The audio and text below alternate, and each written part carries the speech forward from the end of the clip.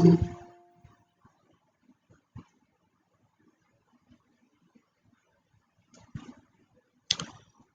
Morning everyone. ये full screen show कर रहा है कि नहीं कर रहा है अभी?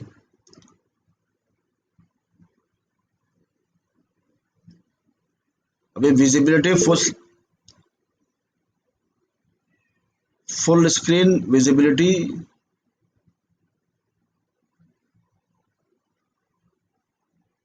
ओके,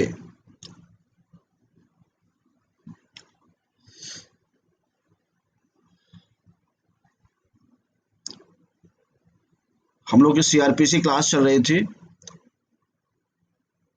अभी तक हम लोगों ने ये किया है कि सीआरपीसी क्या है,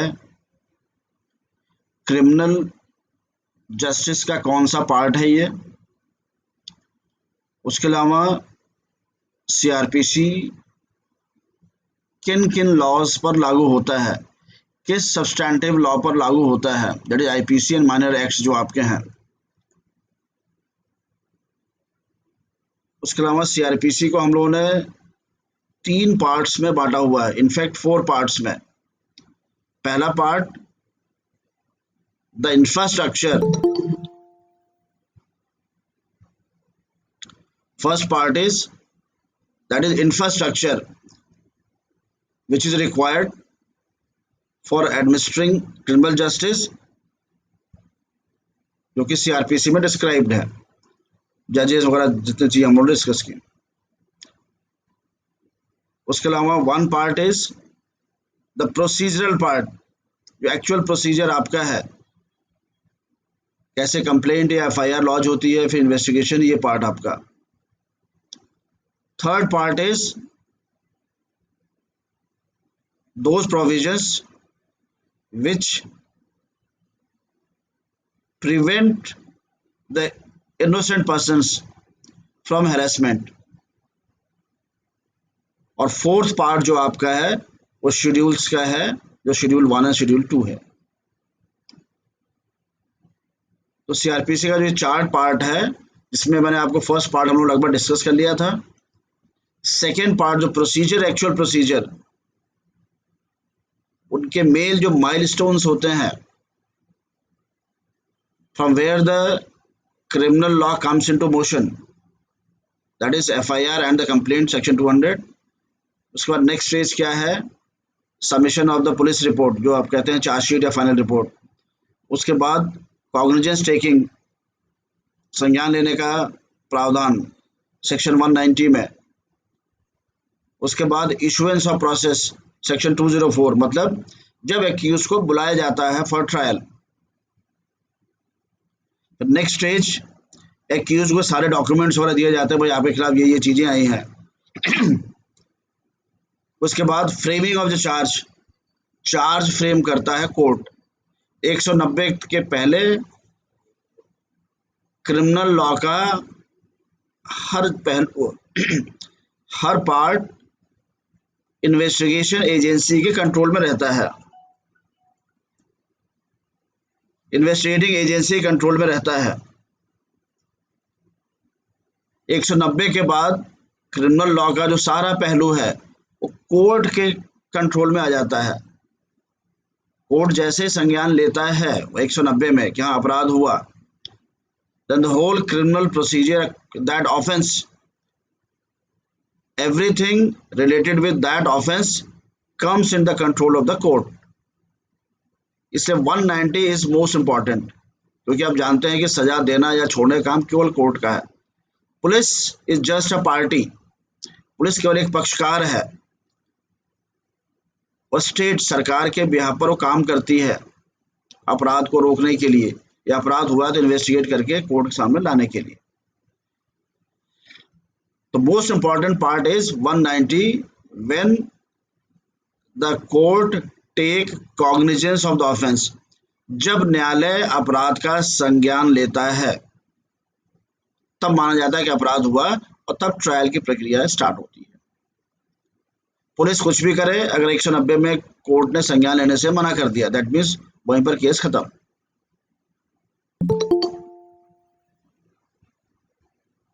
फिर आपका सेक्शन 204, जब कोर्ट जिस जिस एक्यूज को, आरोपी को वह समझेगा कि ये इसने, हो सकता है इसने अपराध किया हो, उसको वह समन करता है। पुलिस जो अपनी चीजें, बातें चार्जशीट में देती है 173(2) में, उन सभी को कोर्ट 204 में समन करे ट्रायल के लिए आवश्यक नहीं है। या जिसका नाम दिया है चार्जशीट में पुलिस ने, इन्वेस्टिगेटिंग एजेंसी ने, आवश्यक नहीं है केवल उन्हीं को बुलाए, उनके बाहर नहीं बुला सकता है। कोर्ट किसी को भी बुला सकता है 204 में।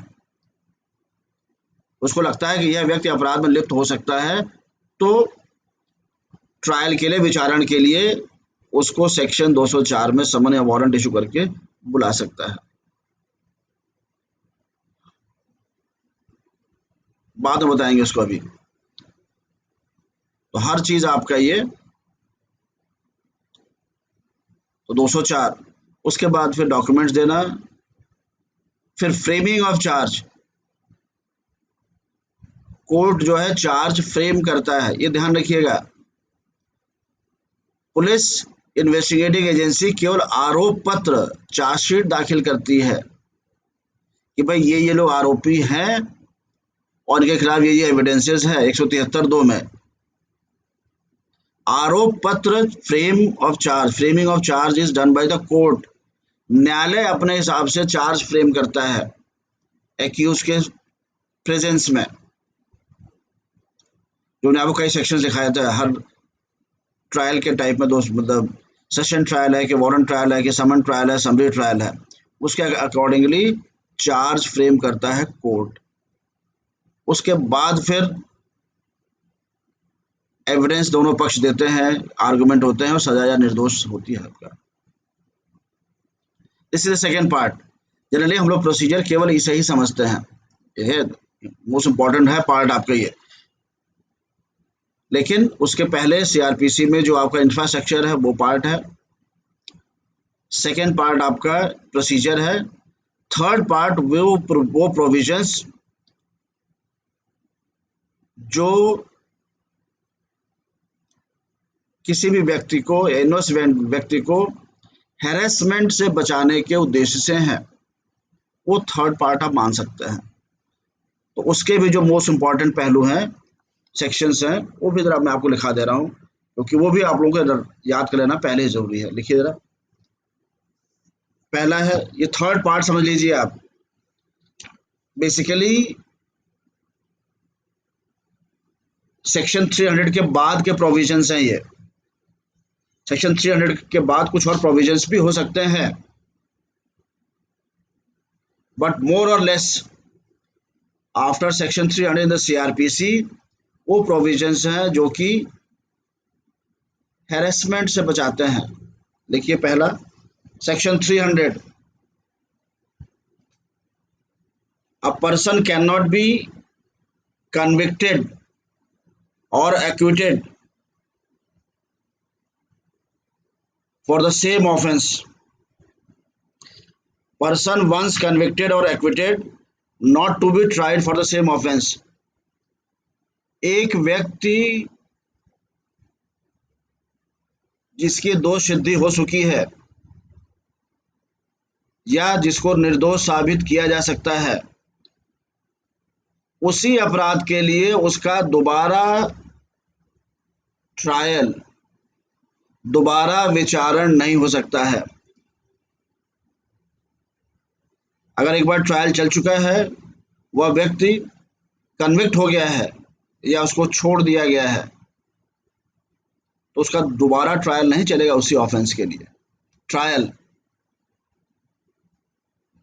दैट मीन्स, लेकिन अगर किसी का एफआईआर लॉन्च हुआ, इन्वेस्टिगेशन हो गया और उस पर फाइनल रिपोर्ट लगे, वह व्यक्ति छोड़ दिया गया, चार्जशीट नहीं लगी, पुलिस ने केस बंद कर दिया, तो that case can be reopened. वो इन्वेस्टिगेशन दोबारा होने की बात हो रही है। इसमें जो मिला हुआ है आपको प्रोटेक्शन। अभी आगे की बात मत पूछिए सब आगे बढ़कर, जो मैं आपको लिखा रहा हूँ केवल सेकेंड, उसमें क्या हम लोग डिस्कस नहीं कर रहे हैं।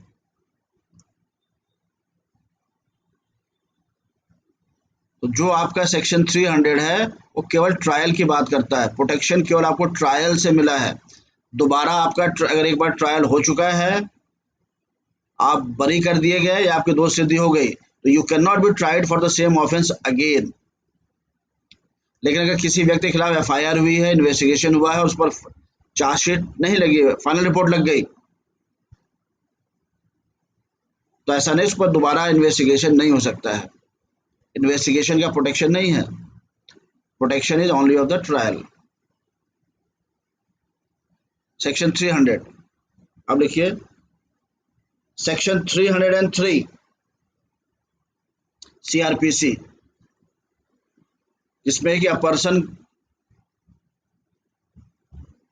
Has a right to defend himself. एक एक्यूज व्यक्ति को या एक व्यक्ति को यह अधिकार है, एवरी पर्सन मतलब कोई व्यक्ति भी आ सकता है, आरोपी भी और अभियुक्त नहीं है वो भी, उसको अपने आप को डिफेंड करने का राइट है। अगर किसी के खिलाफ कोई आरोप लगा है तो उसको अपने आप को बचाव करने का अधिकार है, he has right to defend, section 303।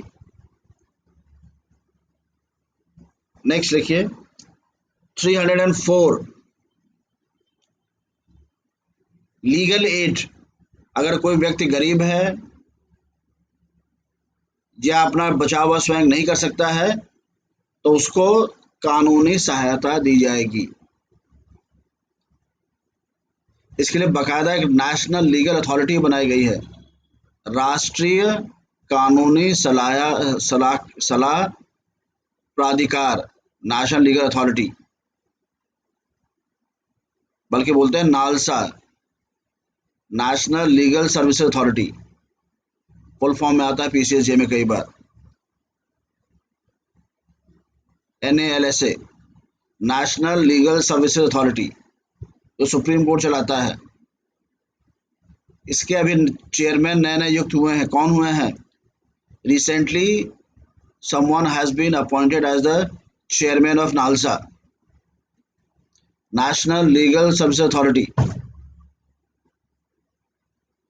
देखिए justice U Lalit, supreme court के प्रेजेंट जज इस समय है, justice U Lalit.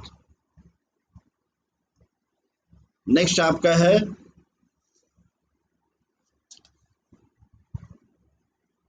Section 307 CrPC, pardon का प्रावधान है। फिर section 320 320 compounding of offences, offences की कंपाउंडिंग। यह कंपाउंडिंग एक प्रकार का दोषसिद्धि से छूट है, अपराध थोड़ा सा डाइल्यूट कर दिया जाता है। 321 विदड्रॉल ऑफ प्रोसिक्यूशन, अभियोजन को वापस लेना। किसी के खिलाफ अगर ट्रायल चल रहा है तो सरकार को अधिकार है कि उसको वापस भी ले ले, उस मुकदमे को सरकार मुकदमा वापस लेती है, उसको लगता है कि भाई तो निर्दोष चल रहा है, बेकार में ट्रायल चल रहा है, तो 321 में उसका विदड्रॉल ऑफ प्रोसिक्यूशन।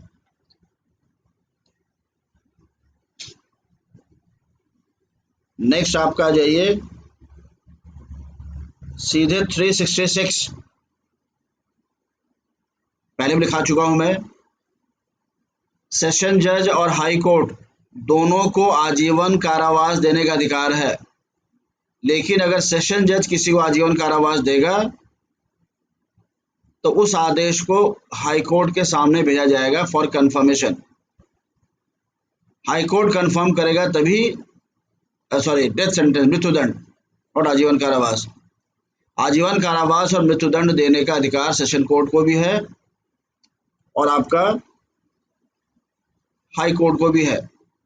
लेकिन सेशन कोर्ट अगर किसी को मृत्युदंड देगा तो उसका आदेश हाई कोर्ट से एक बार कंफर्म होगा, तब वह एग्जीक्यूट होगा, तब उसको क्रियान्वित किया जाएगा मृत्युदंड को।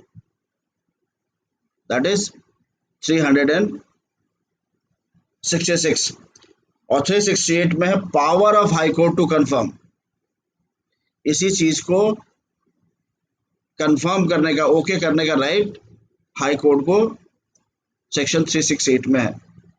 तो ऑलमोस्ट एवरी ईयर, हर साल प्रीलिम्स में 366 या फिर 368 की सीख के बारे में सवाल आता है। फिर नेक्स्ट आपका अपील 372। मतलब अगर किसी को दोष सिद्धि हो गया है तो उसको अपील करने का राइट है, दैट इज 372। और 378 अगर किसी को एक्विटल कर दिया गया, छोड़ दिया गया है, तो अपोजिट पार्टी को भी अपील करने का राइट है उस आदेश के खिलाफ। उसके बाद 395 रेफरेंस। रेफरेंस का मतलब ये होता है कि अगर अधीनस्थ न्यायालय, मतलब डिस्ट्रिक्ट कोर्ट, जिला न्यायालय या उसका जो सबॉर्डिनेट कोर्ट है, अधीनस्थ न्यायालय। देखिए, डिस्ट्रिक्ट कोर्ट में दो हायरार्की के कोर्ट होते हैं। एक होता है लोअर कोर्ट, मतलब जिसमें कि मजिस्ट्रेट तक होते हैं, सीजीएम तक, और एक होता है सेशन कोर्ट। मतलब डिस्ट्रिक्ट कोर्ट में ही क्रिमिनल लॉ में दो स्तर हैं।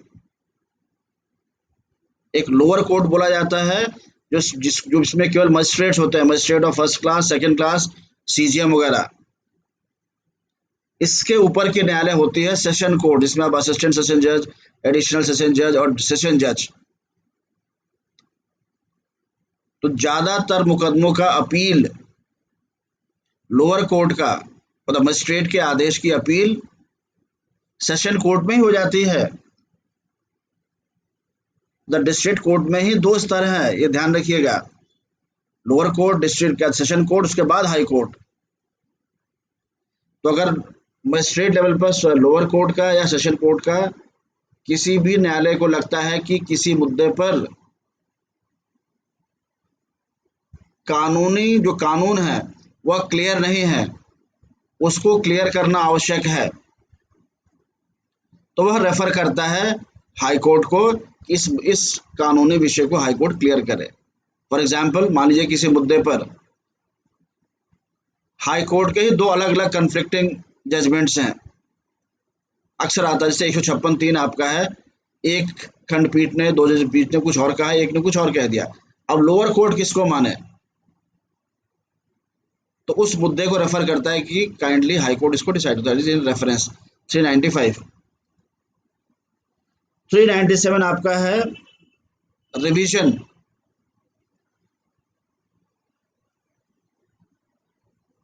थ्री 397 में आपका रिवीजन। फिर आपका है 399 power of revision of session जज, सत्र न्यायालय का रिवीजन करने का अधिकार। 399। 401 में है power of high court, revision of high court का, मतलब कोई चीज इलीगल जब होती है नीचे तो वह रिवीजन में जाती है उसके ऊपरी न्यायालय में। जैसे मैंने बताया कि अगर मजिस्ट्रेट लेवल पर किसी ने कोई गड़बड़ी कर दी, आपको ऐसा लगता है कि इलीगल काम किया है, तो उसको रिवीजन के लिए वह सत्र न्यायालय के पास भेज सकता है या सीधे हाई कोर्ट भी आ सकता है। तो 397, 399 और 401 ये रिवीजन वाले हैं। अब अपील में, रेफरेंस में, रिवीजन में, इन सब में क्या अंतर होता है ये भी आपको जानना है। अब आप आ जाइए 400 400 नहीं, 401 हो गया आपका। 402 402 न्यायालय का वह अधिकार, हाई कोर्ट का वह अधिकार जिसके अंतर्गत वह निचली अदालतों के मुकदमों को अपने पास मंगा सकता है या एक न्यायालय से दूसरे न्यायालय में ट्रांसफर कर सकता है। That is for justice. अगर किसी को लगता है कि मेरे खिलाफ या मेरे पक्ष मतलब जो ये न्यायालय है, लोअर कोर्ट है, या निष्पक्ष कार्य नहीं कर रहा है, तो मुकदमा एक डिस्ट्रिक्ट कोर्ट दूसरे कोर्ट में ट्रांसफर कर देता है। या किसी को लगता है कि मुझे इस न्यायालय में जाऊंगा बिना बचाव करना, एविडेंस करने, तो मुझे खतरा है अपोजिट पार्टी से, तो भी वो ट्रांसफर कर देता है। या फिर हाई कोर्ट मुकदमे अपने पास विड्रॉ कर लेता है, दैट इज 402। यही अधिकार सुप्रीम कोर्ट के पास है 406 में, जिसका डिस्कस हम लोग पहले भी कर चुके हैं।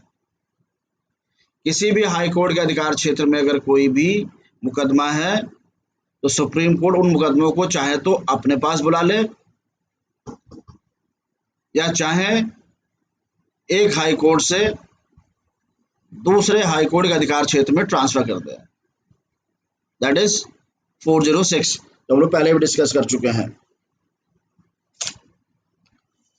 अब आपका आ जाइए जो बेल के प्रोविजंस हैं।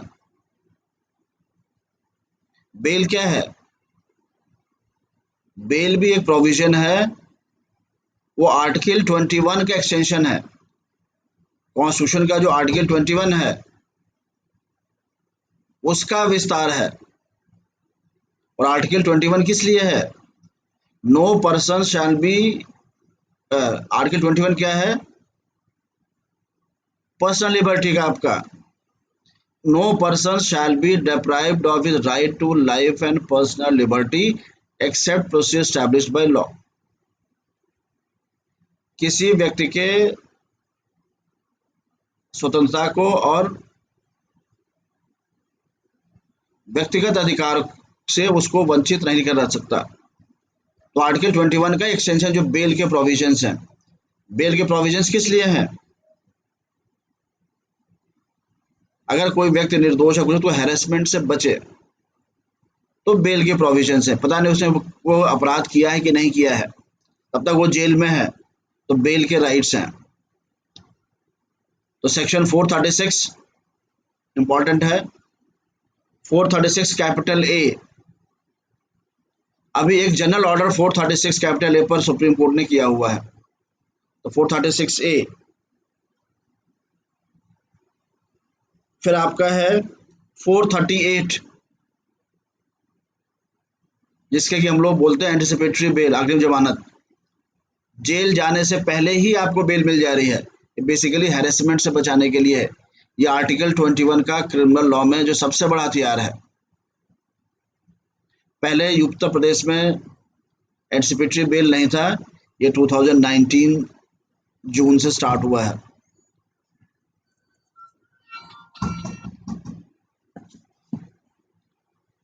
फिर आपका है 439, power of bail by high court और सेशन कोर्ट, सत्र न्यायाधीश या हाई कोर्ट का जो अधिकार है आपका बेल का 439 में।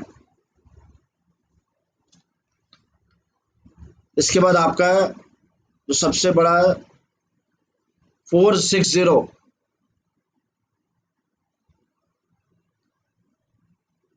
फिर आपका 461। मान लीजिए कि प्रोसीजरल लॉ में कुछ अनियमितताएं हो रही हैं, तो प्रोसीजर जो अपनाया जा रहा है कोर्ट ने या पुलिस ने जो प्रोसीजर अपनाया है, जो exact law, everything has to be govern by rule of law. Law के अनुसार ही सारी बातें चलनी हैं, इन्वेस्टिगेशन की भी, चाहे ट्रायल की भी, चाहे कोई भी। अगर उसमें अनियमितताएं हैं, जो प्रोसीजर प्रिस्क्राइब दिया हुआ है सीआरपीसी में, उसका पालन अगर किसी न्यायालय ने नहीं किया, कुछ और प्रोसीजर से काम कर दिया, तो किस परिस्थिति में वह प्रक्रिया या वह एक्शन, वह निर्णय रद्द होगा और किस परिस्थिति में रद्द नहीं होगा, ये 460 और 461 में आपका है, 460 और 461। इसके बाद आपका है 467, 468। किसी भी अपराध, कोई अपराध अगर हुआ है, कोई कृत्य हुआ है, तो कितने समय अवधि में उस पर ट्रायल स्टार्ट हो जाना चाहिए, कितने अवधि में उसका संज्ञान ले लिया जाना चाहिए, उसका लिमिटेशन दिया हुआ 467, 468। मतलब अपराध एक आज हुआ, किसी ने चोरी की और 10 साल बाद मुकदमा संज्ञान लिया गया उसका, तो क्या यह कोर्ट में अलाउड है या नहीं है? ये भी बेसिकली हेरेसमेंट बचाने के लिए है। फिर आपका है 482, 482, जो अक्सर एग्जाम्स में आता है। ये हाई कोर्ट का स्पेशल पावर है, एक इनहेरेंट पावर है, एक ऐसा अधिकार है जो हाई कोर्ट के अंदर निहित है। इनजस्टिस को बताने के लिए, अन्याय, मेन पर्पस ये है कि भाई हर चीज का तो प्रोसीजर है। Under rule of law, law has been prescribed for each and every aspect. लेकिन हर चीज नहीं लिखी जा सकती है। Everything can not be, each and every step can not be converted into law. तो मान लीजिए कोई ऐसी परिस्थिति आती है जिसका कोई प्रोसीजर ही नहीं दिया हुआ है सीआरपीसी में, तब क्या होगा? तो उस परिस्थिति से निपटने के लिए, अन्याय से बचाने के लिए, कोई सी इनजस्टिस ना हो, तो एक स्पेशल प्रोविजन है 482। इनहेरेंट पावर है, कोई भी कदम हाई कोर्ट उस व्यक्ति को न्याय देने के लिए या इनजस्टिस से बचाने के लिए प्रयोग करता है 482, इसको बोलते हैं inherent power of the high court, जिस पर कोई भी लिमिटेशन नहीं, 482 में कुछ भी कर सकता है, क्योंकि ultimately law can not B prescribed for each and every situation that में अराइज, क्योंकि हर परिस्थिति के बारे में कोर्ट या, क्योंकि अपराध, हर अपराध तो अलग होता है, क्या सिचुएशन आई, कैसे दिक्कतें आई, क्या हुआ, उस पर्पज से आपका 482 है। इसके बाद जो आपके शेड्यूल्स हैं, चौथा पार्ट जो है शेड्यूल्स, तो schedule 1 one of the most important schedules in CrPC, दो ही है उसमें से मोस्ट इंपॉर्टेंट आपका। जिस शेड्यूल में बताया गया है कि कौन सा अपराध संज्ञेय है, कौन सा अपराध असंज्ञेय है, कौन सा बेलेबल ऑफेंस है, कौन सा नॉन बेलेबल ऑफेंस है, और किस अपराध का ट्रायल कौन सा न्यायालय करेगा, ये आपका शेड्यूल 1 में दिया है। और शेड्यूल 2 में आपके फॉर्मेट्स हैं, समन का क्या फॉर्मेट होगा, वारंट का क्या फॉर्मेट होगा, ये सारी बातें आपकी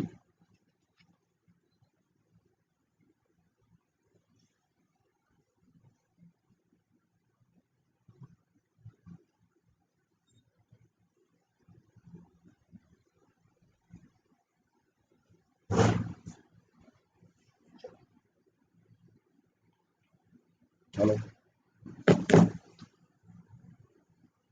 तो क्लियर है ये।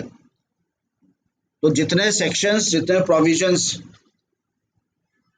जो आपके सीआरपीसी में बहुत ज़्यादा इंपॉर्टेंट हैं, जिनको कि आपको सेक्शन वो रटा होना चाहिए, उसमें क्या है जानकारी होनी चाहिए, उन्हीं का प्रयोग आप मेन एग्जामिनेशन में करते हैं सेक्शन वाइज, और उन्हीं प्रोविजंस को प्रीलिम्स में भी पूछा जाता है। ये सेक्शंस आपको रटे होने चाहिए उसके अंदर क्या है, बाकी कुछ अंदर बाहर अगर आपको भूल भी जाता है तो हार्डली मैटर्स। तो now you have a clear picture before you, what is CrPC. CrPC is criminal procedure code, जो कि हमारे क्रिमिनल एडमिनिस्ट्रेटिव सिस्टम का प्रोसीजरल पार्ट का मेजर एक्ट है। आपराधिक प्रक्रिया का संचालन सीआरपीसी द्वारा ही किया जाता है। सेक्शन 4(1) के अनुसार यह आईपीसी पर लागू होता है, और सेक्शन 4(2) के अनुसार जो अदर एक्ट्स हैं जिनमें कि भी अपराध डिस्क्राइब्ड हैं, dowry provision act, prevention of corruption act, SC/ST act, गुंडा एक्ट, NSA, पहले आपका टाटा था, पोटा था, इनमें जो अपराध है इन पर कौन सी प्रक्रिया लागू होगी, that has to be as per section 4(2) of the CrPC, जिसमें यह है कि जैसा उसमें दिया है वो प्रक्रिया लागू होगी। उस एक्ट में अगर कोई प्रक्रिया नहीं होगी देन सीआरपीसी विल अप्लाई। इसके अलावा किस अधिकार क्षेत्र पर, किस भौगोलिक क्षेत्र पर सीआरपीसी अप्लाई होगा, what is the geographical jurisdiction of CrPC, वो डिस्क्राइब्ड आपका सेक्शन 1 में है, जो हम लोग डिस्कस कर चुके हैं। इसके अलावा what is the infrastructure needed, जब फिजिकल इंफ्रास्ट्रक्चर नीडेड, क्योंकि कोई व्यवस्था है वो हवा में अपने आप लागू नहीं होगी, उसके यू नीड एन इंफ्रास्ट्रक्चर, वो प्रेस्क्राइब्ड आपका है। जजेस क्या होंगे, कोर्ट क्या होंगे, उनके अधिकार होंगे, डिफेंस लॉयर कौन होगा, प्रोसिक्यूशन लॉयर कौन होगा, किसके क्या अधिकार होंगे, इन्वेस्टिगेशन कौन करेगा, कोई अपराध होगा तो इन्वेस्टिगेशन में इन्वेस्टिगेटिंग एजेंसी मतलब पुलिस के कितने अधिकार होंगे, कब अरेस्ट कर सकता है, कब अरेस्ट नहीं कर सकता है, ये सारी बातें आपकी जो इंफ्रास्ट्रक्चर पार्ट है दैट इज वो भी सीआरपीसी में है। सेकेंड पार्ट आपका जो है मोस्ट इंपॉर्टेंट पार्ट, ट्रायल, किस प्रक्रिया का पालन करके किसी व्यक्ति को दोष सिद्धि होगी, कन्विक्शन किया जाएगा, या अगर नहीं किया तो उसको छोड़ा जाए, एक्विटल किया जाएगा, that is a procedure part, second part, जो कि 154 एफआईआर लॉ से या फिर जो कंप्लेंट सेक्शन 200 में उससे स्टार्ट होती है। पहले बताया criminal law comes into motion only after lodging of the FIR under section 154 CRPC or any complaint filed under section 200, उसके बाद अल्टीमेटली जजमेंट तक, this is second part procedure. Third part, जिससे कि हैरेसमेंट ना हो इनोसेंट पर्सन का, जैसे आपने देखा सेक्शन 300, सेक्शन 301, 303, फिर और तमाम जो मैंने लिखा है 467, 468, 460, 461, रेफरेंस, रिवीजन, अपील, बेल के प्रोविजंस, और फिर आपका 482, फिर आपका जो शेड्यूल्स हैं, शेड्यूल 1 में आपने देखा डिस्क्राइब्ड है कौन सा अपराध बेलेबल है, कौन सा नॉन बेलेबल है, कौन सा कॉग्निजेबल है, कौन सा नॉन कॉग्निजेबल है, संज्ञेय असंज्ञेय है, कौन सा न्यायालय उसका विचारण करे, कौन ट्रायल करेगा, दैट इज, ये सारी बातें शेड्यूल 1 में। शेड्यूल 2 में समन का फॉर्मेट क्या होगा, फ्रेमिंग ऑफ चार्ज का फॉर्मेट क्या होगा, वारंट का फॉर्मेट क्या होगा, तो भी जजेस हैं जो कोर्ट हैं जो करते हैं चीजें, उनके लिए फॉर्मेट प्लस करें, इस फॉर्मेट में ही आप लिखेंगे, चार्ज ऐसे ही फ्रेम होगा। नाउ जैसे कि आपको कॉन्स्टिट्यूशन में क्लियर हो चुका है कि इसमें फंडामेंटल राइट्स है, ये है, ये है, अब आपके सामने सीआरपीसी का पूरा पिक्चर है। अब अगर आप सीआरपीसी पढ़ना स्टार्ट करेंगे देन यू विल अंडरस्टैंड कि कोई प्रोविजन किस लिए है और किस प्रोविजन का क्या महत्व है, किस प्रकार की भूमिका ये प्रोविजन अपनाता है। जब ये बात आपको क्लियर होने लगेगी then you are understanding CrPC, और अब आप अच्छे ढंग से काम सीआरपीसी पढ़ सकते हैं, याद कर सकते हैं, रट सकते हैं, और इम्तहान में क्वेश्चन को एक फ्रेम बनाकर लिख सकते हैं। मकसद अगर क्लियर नहीं किसी प्रोविजन का तो केवल रटी रटाई बातें आप दिखाएंगे। हमेशा एग्जामिनेशन में कुछ भी पूछा जाए तो एक या दो लाइन उसका जो रेलिवेंस है, उसका इंपॉर्टेंस है, उस पर्टिकुलर चीज को सवाल पूछा जा रहा है, वो पहले दो लाइन में लिखा होना चाहिए। जैसे मान लीजिए बेल पर कोई सवाल आता है तो लिखिए बेल के बारे में, bail has been provided in the CrPC criminal procedure to give to give effect to Article 20 of the Constitution of India, which guarantees personal liberty. Article 21 सबको गारंटी करता है कि व्यक्तिगत स्वतंत्रता पर कोई भी रोक टोक नहीं होगी, किसी व्यक्ति को बेवजह ही उसकी लिबर्टी को नहीं छीना जाएगा। उसी को क्रियान्वित करने का तरीका अगर किसी को जबरदस्ती पकड़ के जेल में कर दिया गया है तो उसको राइट है बेल लेने का। बस दो लाइन लिखा आपने, फिर स्टार्ट हो गया बेल के बारे में। आप तो ऐसे सारे प्रोविजंस के बारे में आपको मकसद दो लाइन तीन लाइन ऊपर लिखना पड़ेगा, then you are going to score heavily in your examination. तो क्लियर हो गई, सारे इंपॉर्टेंट सेक्शंस लगभग मैंने 50 या 100 के आसपास इंपॉर्टेंट सेक्शन निकाल दिए हैं। वो सेक्शंस अब रट डालिए, सेक्शन 1, सेक्शन 4, 6, 26, 25A, तमाम जितने फिर आ गए सेक्शन 154, 173(2), 173(8), 190, 204, 209, 211, 216, 436, 436A, 438, 439, ये सेक्शन वाइज आपको डाटा होना चाहिए, इसका कंटेंट डाटा होना चाहिए। तो इतना काम आप लोग डेली करते रहिए, बाकी हम लोग स्टार्ट जो सीआरपीसी पढ़ाई को स्टार्ट। अच्छा, एक मैंने सेक्शन लिखा है आप लोगों को 300 एंड 300, 300, सेक्शन 300, इसका कोई काउंटर पार्ट कॉन्स्टिट्यूशन में भी है क्या? सेक्शन 300 का कोई काउंटर पार्ट आर्टिकल कोई कॉन्स्टिट्यूशन में भी है क्या? Okay, article 20 clause 2, article 20 clause 2 है। तो देखिए, तो आर्टिकल 20 क्लॉज 2 में क्या है?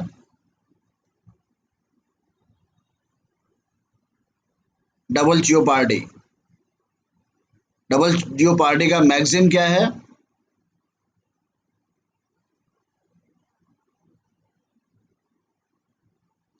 डबल जियोपार्डी में दोहरा जोखिम शायद बोलते हैं इसको हिंदी में। तो डबल जियोपार्डी का एक मैक्सिम भी है, डायरेक्ट एग्जाम से पूछा था मैक्सिम के लिख कर ही 21 आर्टिकल में कॉन्स्टिट्यूशन के, शॉर्ट नोट्स में लिखने को आता है। बताइए कौन सा मैक्सिम है आर्टिकल 20 क्लॉज 2 का?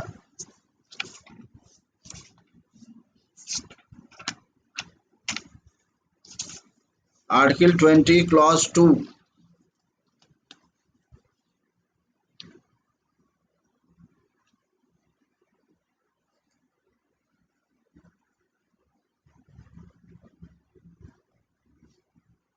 है किसी को याद?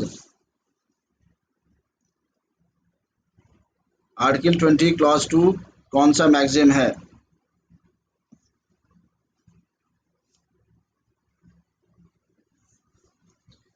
इसको ढूंढिएगा, रटिएगा इसको, मैक्सिम कौन सा आर्टिकल 20 क्लॉज 2 का।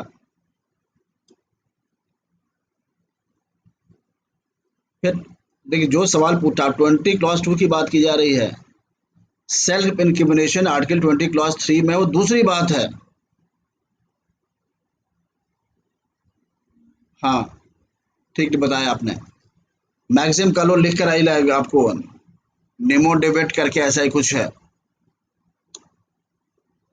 अब आर्टिकल 20 क्लॉज 2 में और सेक्शन 300 में डिफरेंस क्या है? What is difference between section 300 and article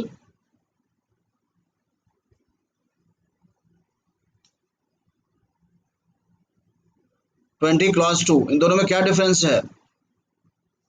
which is a larger right, दोनों में अधिकार दिया हुआ है, सेक्शन 300 में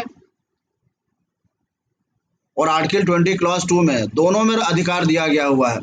आर्टिकल 20 क्लॉज 2 फंडामेंटल राइट में है और ये आपका लीगल राइट है 300, ये कानून द्वारा अधिकार मिला हुआ है, इसलिए बोलते हैं legal right.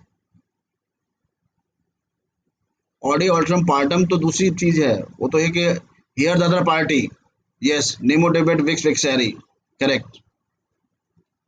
Audi alteram partem को होता है हियर द अदर साइड, दूसरे पक्ष को भी सुनिए, वो अलग फंड, वो अलग मैक्सिम है।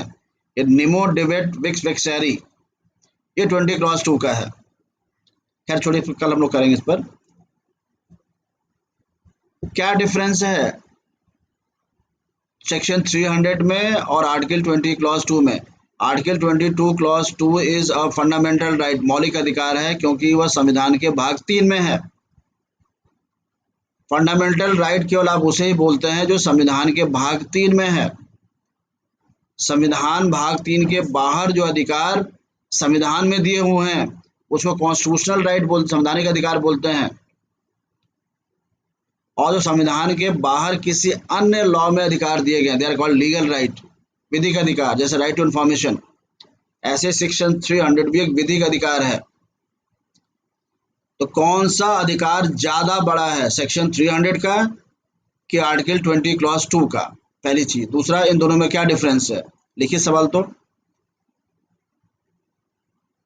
What is difference between section 300 and article 20 clause 2 of the constitution. Difference between section 300 CRPC and article 20 clause 2 of the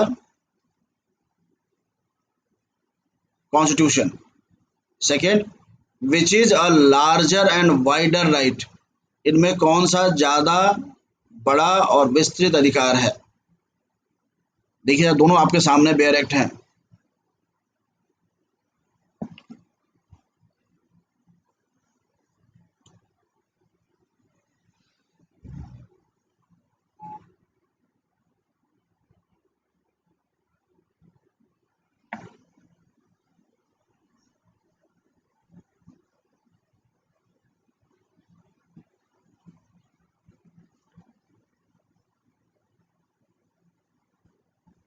है किसी जानकारी?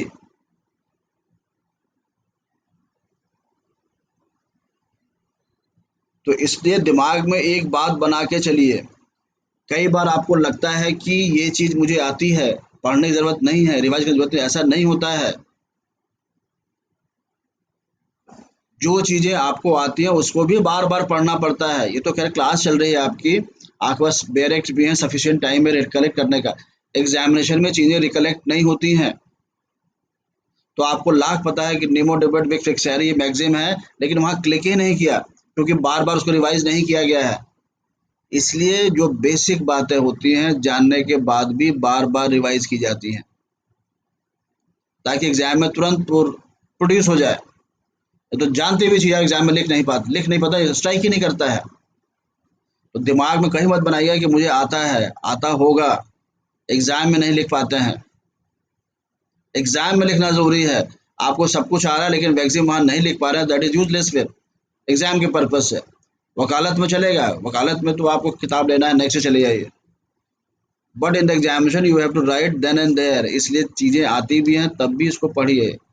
और क्लास में अगर कोई चीज़ बोली जाती है, बताई जाती है, बार बार कहा जा रहा है, दैट मीन्स वो चीज़ बहुत ज़्यादा इंपॉर्टेंट है, उसको एग्जामिनेशन में आपको लिखना ही है. और अगर आप बार बार रिवाइज नहीं करते हैं तो यू फॉरगेट, उसमें क्लिक नहीं करते, एग्जाम के बाहर आते ही क्लिक करता है, ये चीज़ नहीं लिख पाए.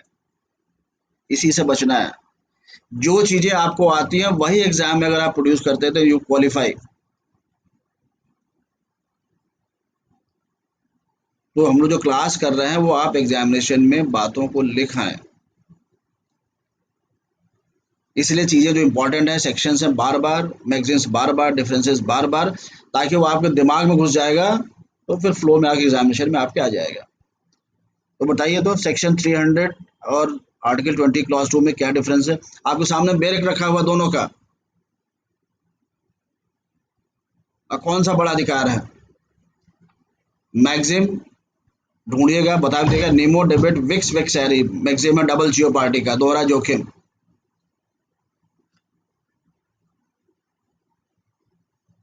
इसकी बड़ी फेमस पिक्चर ही बनी हुई है इसी आर्टिकल पर. इसको याद है कौन सी पिक्चर है?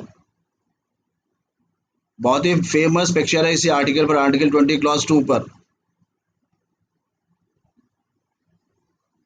ये भी नहीं किसी को पता है. Yes, article 300 is larger, section 300 is larger than article 20 clause 2. Good. कौन सी मूवी बनी है सेक्शन आर्टिकल 20 क्लॉज 2 पर?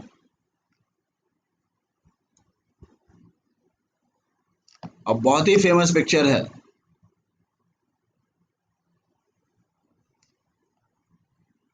अंधा कानून जो मूवी आपकी है वो आर्टिकल 20 क्लॉज 2 पर ही है. जो पिक्चर के हीरो हैं अमिताभ बच्चन, उनको एक अपराध के लिए पिक्चर के स्टार्टिंग में ही सजा दे दी जाती है, किसी की हत्या करने के जुर्म में.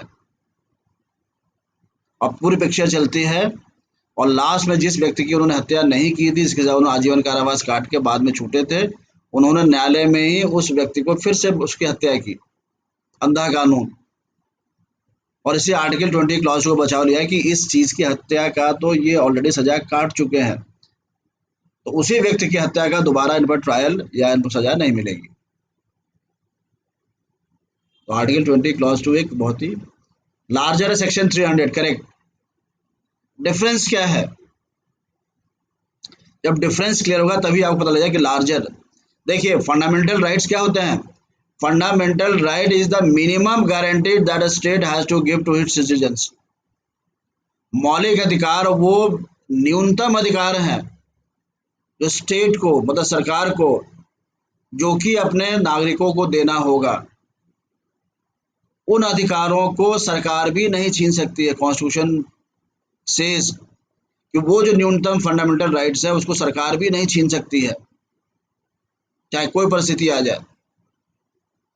लेकिन अगर किसी विषय पर सरकार अपने नागरिकों को और ज्यादा अधिकार देना चाहे तो गवर्नमेंट इज फ्री। किसी भी अधिकार को जो कॉन्स्टिट्यूशन में दिया हुआ उससे कम नहीं कर सकती है सरकार, उससे और बढ़ा सकती है। तो आर्टिकल 20 क्लॉज 2 में क्या है? No person shall be prosecuted and punished for the same offence twice. किसी भी व्यक्ति को एक ही अपराध के लिए, दो की वर्ड है, दो इसके वर्ड है, प्रोजिक्यूटेड एंड पनिश्ड, दो शब्द लिखा हुआ है। किसी व्यक्ति को एक ही अपराध के लिए अभियोजित और दंडित नहीं किया जा सकता है। मतलब अगर किसी व्यक्ति पर किसी अपराध के लिए अभियोजन चला है, ट्रायल चला है और उसको पनिश कर दिया गया, सजा दे दी गई है, दंडित किया जा चुका है, तो दोबारा उस पर वो मुकदमा, वो चीज नहीं चलेगी। क्या है? Prosecution and punished. लेकिन अगर किसी पर प्रोजिक्यूशन हुआ हो और उसको छोड़ दिया गया है, एक्विटल कर दिया गया है, तब आर्टिकल 20 क्लॉज 2 का बचाव नहीं है। क्योंकि बचाव यह है कि अगर प्रोजिक्यूशन भी हो और पनिश भी किया गया हो, लेकिन आपका अभियोजन चला और पनिश नहीं किया गया तो दोबारा मुकदमा चल सकता है 20 क्लॉज 2। लेकिन उस चीज को 300 मना करता है सीआरपीसी का। तो सीआरपीसी ज्यादा बड़ा है। क्या लिखा हुआ है? कन्विक्टेड और एक्विटेड। अगर किसी व्यक्ति का ट्रायल चला है, उसको एक्विट छोड़ दिया गया है या उसकी दोष सिद्धि हो चुकी है, दोनों परिस्थिति में उस पर दोबारा ट्रायल नहीं चलेगा। 20 क्लॉज तो केवल प्रोटेक्ट करता है कि दोबारा अगर पनिश हुआ है तभी नहीं चलेगा, अगर छोड़ा गया तब नहीं प्रोटेक्शन है वो। तो उसमें है prosecuted and punished article 20 clause 2 में। प्रोजिक्यूशन भी हुआ हो और पनिश भी हुआ हो। सेक्शन 300 में पनिशमेंट, अगर किसी को कन्विक्ट कर दो सिद्धि हो गई है तो भी दोबारा ट्रायल नहीं चलेगा। और किसी व्यक्ति का ट्रायल चला है और उसको एक्विटल छोड़ दिया है, बरी कर दिया गया है, तब भी दोबारा ट्रायल नहीं चलेगा। तो सेक्शन 300 बिगर राइट है, कन्विक्शन और एक्विटल के खिलाफ, दोनों के खिलाफ प्रोटेक्शन मिला हुआ है फॉर ट्रायल। और आर्टिकल 20 क्लॉज 2 जो आपका है प्रोजिक्यूटेड एंड पनिश, तो की वर्ड्स आपके प्रोजिक्यूशन खूब प्रीलिम्स में आता है, खूब मेंस में आता है। फिर आप देखिए सेक्शन 303, इसका कौन सा आर्टिकल है? कॉन्स्टिट्यूशन के करस्पॉन्डिंग आर्टिकल सेक्शन 303 का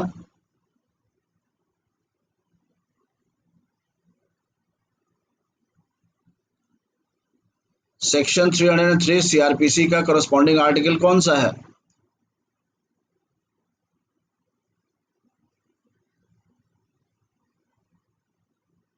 that is in article 20 clause 1, अनुच्छेद जो 20(1) में, उसमें ये बात दी हुई है। 303 में क्या है? Right to defend. उसमें भी 300 आर्टिकल 20 क्लॉज 1 में भी राइट टू डिफेंड है। और भी कुछ है कि 24 घंटे के अंदर आपको पेश करना हो तमाम। फिर आपका section 304 legal aid, legal aid का भी प्रावधान 304 में है। और लीगल एड कॉन्स्टिट्यूशन में कहां पर है? कॉन्स्टिट्यूशन में लीगल एड कहां पर है? 39 कैपिटल ए, स्मॉल ए नहीं, ध्यान रखना है। यस, गलत हो जाएगा। आर्टिकल 39 कैपिटल ए लिखेंगे। देखिए स्मॉल लिखने लेटर का मतलब होता है, तो 39 आपने स्मॉल ए लिखा, इट मीन्स वो जो प्रोविजन है वो आर्टिकल 39 का ही पार्ट है। अगर आप लिखते हैं 39 स्मॉल ए, मतलब वो प्रोविजन आर्टिकल 39 का ही पार्ट है, और आप लिखते हैं 39 capital A, that means article 39 अलग है और 39 कैपिटल ए अलग आर्टिकल है, वो अमेंडमेंट द्वारा बाद में जोड़ा गया है। तो फ्री लीगल एड का आर्टिकल है आर्टिकल 39 कैपिटल ए, डायरेक्टिव प्रिंसिपल्स में है। तो क्या ये फंडामेंटल राइट है आर्टिकल 39 कैपिटल ए? आर्टिकल 39 कैपिटल ए क्या फंडामेंटल राइट है? नो लिखा है प्रशांत ने, नहीं गलत बोल रहे हो आप। Article 39 capital A is now a fundamental right. एक सवाल लिखिए तो, which directive principles are now a fundamental right? कौन से नीति निर्देशक तत्व हैं जो अब मौलिक अधिकार बन चुके हैं? ये सवाल भी एग्जाम्स में आपका आता है, लॉ में भी आता है, जे में भी आता है, प्रीलिम्स में भी आता है, मेंस में भी आता है, फुल क्वेश्चन लिखने को आता है। कौन से ऐसे मौलिक अधिकार, कौन से डायरेक्टिव प्रिंसिपल्स हैं जो कि फंडामेंटल राइट ले चुके हैं? उसमें आपको आर्टिकल 39 है, equal pay for equal work, equality of main and women. फिर आर्टिकल 21 में भी फ्री लीगल एड की बात है। नहीं, 39 ए भी कन्वर्ट हो चुका है फंडामेंटल राइट। आर्टिकल 21 में भी आपके फ्री लीगल एड की व्यवस्था है, और इस पर फेमस केस लॉज भी है सुप्रीम कोर्ट के, जिस प्रकार free now free right to legal free legal aid is a fundamental right. तो सीआरपीसी के प्रोविजंस को भी आपको कॉन्स्टिट्यूशन से ही जोड़ के पढ़ना है। In fact whole of the criminal law is result of article 20, article 21 and article 22, 20, 21, 22 का ही पूरा परिणाम है। अच्छा, ये जो आपका 303 है वो आर्टिकल 22 में है, 20 में नहीं है, आर्टिकल 22 में है 303 का जो आपका है। तो पूरा क्रिमिनल लॉ जो हमारा है वो आर्टिकल 20, 21, 22 को ही क्रियान्वित करने के लिए बनाया गया है। तो ये सेक्शंस, अब मैंने आपको पूरा पिक्चर क्लियर कर दिया है कि exactly what CrPC is. CrPC क्या है, सीआरपीसी का पर्पस क्या है, सीआरपीसी के what you have to study CrPC basically, ये आपका परसेप्शन आपका बन गया है। अब आपको सीआरपीसी समझने में कोई भी आसानी, अब स्टेप स्टेप बाय हम लोग सेक्शंस करते चलेंगे। सेक्शन 1 से स्टार्ट करेंगे, हम लोग कर लिया है।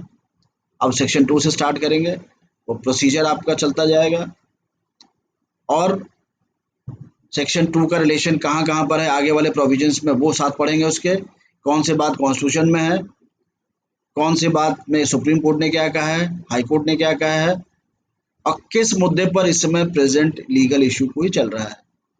इस ढंग से आप सीआरपीसी पढ़ेंगे, you will be knowing everything about CrPC. Picture आपकी पूरी क्लियर है।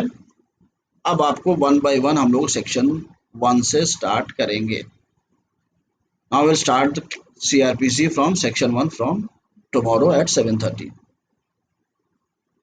लेकिन जितने सेक्शंस मैंने लिखा दिए वो सब लिख कर रट डालिएगा। आज कब 50 से 60 ही सेक्शंस होंगे, उनको रट डालिए किस सेक्शन में क्या है। बस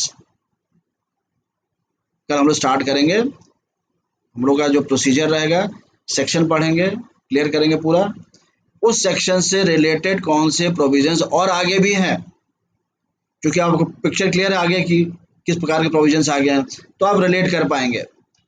अगर सेक्शन 1 से जुड़ा हुआ कोई प्रोविजन आ गया है तो सेक्शन को भी डिस्कस करेंगे उसके साथ में। फिर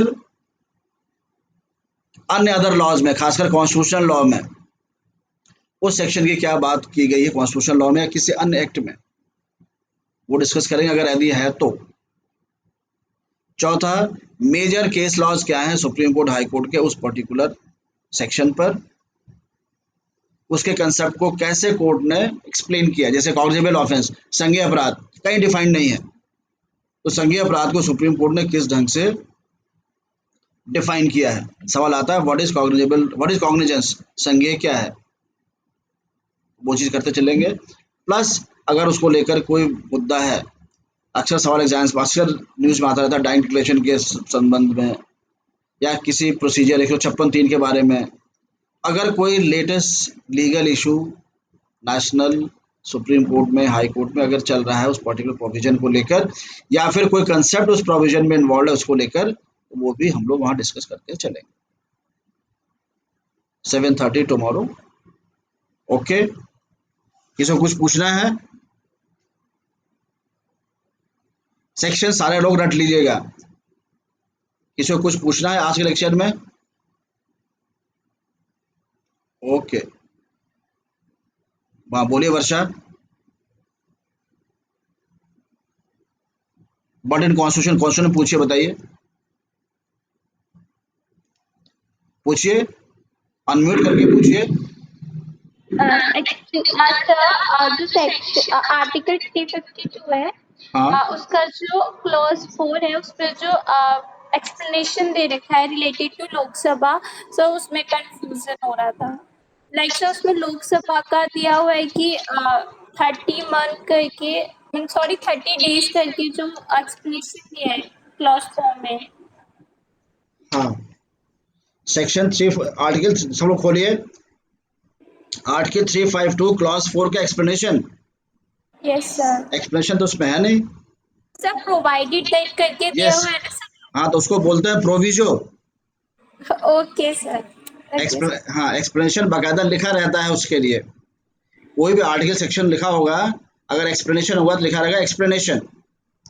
प्रोवाइडेड का मतलब होता है प्रोविजो, परंतुक। आर्टिकल 352 क्लॉज 4 का ये परंतुक है, प्रोविजो। तो अगर एग्जाम में लिख दिया आपने कि आर्टिकल 352 का 352 क्लॉज 4 का एक्सप्लेनेशन ये कहता है, तो गलत हो जाएगा।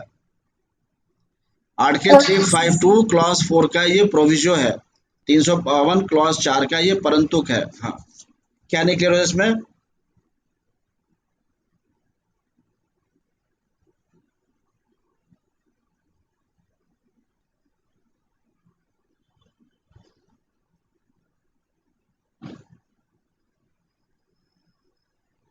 क्या क्लियर नहीं, बताइए। सर उसमें लोकसभा के डिसोल्यूशन की बात हुई है, फिर सर वहाँ पे यूज हुआ है 30 डेज, तो सर वो इमरजेंसी का टाइम पीरियड एक्सटेंड होता है फॉर 6 मंथ, सर वो कंफ्यूज कर रहा है सर, वो नहीं मैं नहीं नहीं, समझ। इसमें इसमें ये बेसिकली है, ये बेसिकली किस लिए है?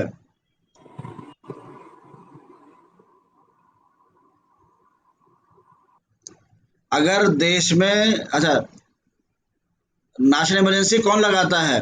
President of India. अगर राष्ट्रपति ने देश में राष्ट्रीय आपातकाल लगा दिया, ठीक, लेकिन उसमें कंडीशन क्या है? इमरजेंसी प्रोक्लेमेशन, जो घोषणा राष्ट्रपति करता है इमरजेंसी की, that has to be pass by the parliament. Parliament द्वारा उसको पारित होना आवश्यक है। लेकिन मान लीजिए जब प्रोक्लेमेशन इमरजेंसी का हुआ है और उस समय भंग है लोकसभा, वो कंडीशन डील किया 352 क्लॉज 4 के परंतुक में। अगर वो डिसॉल्व है, अगर पार्लियामेंट को लिखा हुआ ना विद इन कितने महीने पास करना है, 1 मंथ, 1 महीने में पार्लियामेंट द्वारा पास हो जाना चाहिए। लेकिन अगर लोकसभा डिसॉल्व है तो लोकसभा तो पास कर नहीं पाएगी, तो राज्यसभा को पास करना पड़ेगा। राज्यसभा ने पास कर दिया गया है, राज्यसभा उस प्रोक्लेमेशन को पास कर चुका है। तो कंडीशन इसमें ये लिखा हुआ है कि लोकसभा जब भी बैठेगी, मैं लोकसभा फर्स्ट सिट्स, जब भी डिसॉल्व हो चुकी है लेकिन जब भी गठित होके वह रिकॉन्स्टिट्यूट होके बैठेगी, वो चुनाव होकर दोबारा अगर आएगी वो, जो भी आपका है, तो विद इन 30 डेज उस इमरजेंसी को प्रोविजन को पास होना आवश्यक है। तो क्या क्लियर नहीं, बताइए। Okay sir. क्लियर हो गया? हाँ सर। इसमें बेसिकली अगर नेशनल इमरजेंसी लगी हुई है पार्लियामेंट को पास करना शर्त होता है 1 महीने के अंदर। मान लीजिए कि लोकसभा डिसॉल्व है, तो राज्यसभा तो डिसॉल्व होती ही नहीं कभी, राज्यसभा को पास कर देना होगा। लोकसभा के लिए कंडीशन ये है कि जब भी फर्स्ट सेट लिखा हुआ है, जब भी पहली बार बैठेगी आफ्टर रिकॉन्स्टिट्यूशन, पुनर्गठन के बाद जब भी वह पहली बैठक उसकी होगी, तो उसके 30 दिन के अंदर वह नेशनल इमरजेंसी राष्ट्रपति द्वारा उस लोकसभा से पारित हो जाना चाहिए, अदरवाइज वो खत्म हो जाएगा। क्लियर? Yes, sir. ओके, चलिए। आर्टिकल 39 कैपिटल ए जो है डायरेक्टिव प्रिंसिपल है, लेकिन अब फंडामेंटल राइट की श्रेणी में आ चुका है। उस सवाल का आंसर लिखिएगा आप लोग। और किसी को कुछ पूछना है तो सीआरपीसी की पिक्चर आप लोगों को क्लियर है कि नहीं है? अब आपको बस केवल एक लाइन से हम लोगों को पढ़ना है। चलिए, थैंक यू। ओके।